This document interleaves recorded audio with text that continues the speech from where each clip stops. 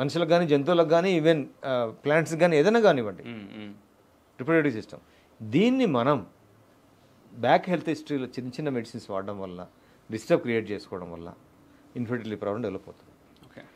ఇక్కడ మెడిసిన్స్ అనేసరికి ఇంక ఏదైనా మెడికేటెడ్ ప్రెగ్నెన్సీనో లేకపోతే ఇంకేదో బలవంతంగా అటు ఇటు హార్మోన్ ప్లాట్ ఇచ్చి వాడము ఐవీఎఫ్ అని ఏదో టెంపరీ ట్రై చేస్తున్నాం. కానీ భవిష్యత్తులో ఇంకా ఘోరంగా తయారవుతుంది. మనకు అసలు పిల్లలు పుట్టిన స్టేజ్ వస్తుంది. ఇంకా ఇందాక ఈ మధ్య ఏదో ఎలాన్ మస్క్ ఆర్టిఫిషియల్ ఉంబు మనుషుల్లోనే కడుపులోనే తయారు చేశాడని న్యూస్ వస్తుంది కదా, ఒక రోబోలాగా. ఆ సిస్టమ్స్ వస్తాయి. అది కూడా హెల్తీ జనరేషన్ రాదు. సో అందుకే ఇప్పుడు ఇంకో విషయం చెప్పనా, మన పుట్టే జనరేషన్ కూడా మెడికేటెడ్ అంటే డిస్టర్బెన్స్ జరిగి పుట్టే పిల్లల్లో కూడా బ్యూటీనెస్ పోయింది. ఒకప్పుడు బ్యూటీనెస్ ఉండేది. జనరేషన్ డిస్టర్బ్ అయిపోతుంది, ఫిజికల్గా కానివ్వండి మెంటల్గా కానివ్వండి. ఈ డిస్టర్బెన్స్ అంతా కూడా ఇన్ఫర్టిలిటీ అనేది.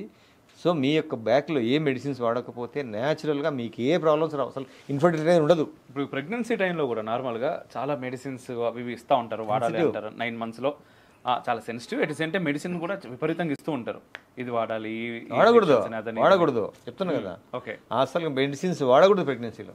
ఓకే, మంచి ఫుడ్ తీసుకోవాలా, బాగా పనిచేయాలి, నిద్రపోవాలా, పేషెన్స్ ఏం లేకుండా. ప్రెగ్నెన్సీ అనేది ఇట్ ఈస్ ప్రీషియస్. ఉమెన్కి ఒక ప్రీషియస్ జీవితంలో ప్రెగ్నెన్సీ మాతృత్వం అనేది గిఫ్ట్, నేచర్ గిఫ్ట్ అది.